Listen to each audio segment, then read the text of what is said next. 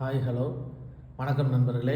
இன்றைக்கி நம்ம என்ன பார்க்க போகிறோம்னா டிஎன்பிசி குரூப் எக்ஸாமுக்கு ப்ரிப்பேர் பண்ணுறதுல சொல் இலக்கணம் அதை பற்றி பார்க்க போகிறோம். 4 வகை சொற்கள் இலக்கண அடிப்படையில் சொற்கள் 4 வகைப்படும். அது 1 பெயர் சொல், 2 வினைச்சொல், 3 இடைச்சொல், 4 உரிச்சொல். அதுக்கடுத்து வழக்கு 2 வகைப்படும்.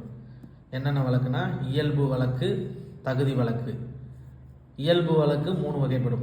அது என்னென்னா இலக்கணமுடையது, இலக்கண போலி, 3 மருவு. தகுதி வழக்கு அது 3 வகைப்படும்.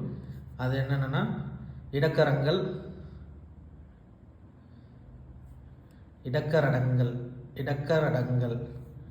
மங்களம்,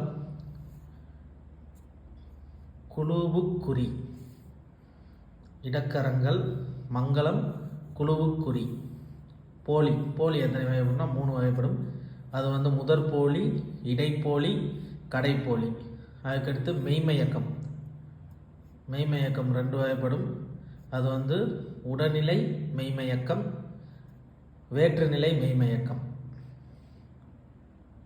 அவ்வளோதான் நண்பர்களே. இதை தெரிஞ்சு வச்சுக்கிட்டிங்கன்னா இதிலேருந்து 1 மார்க் கொஸ்டின் கேட்குறதுக்கு வாய்ப்பு இருக்குது.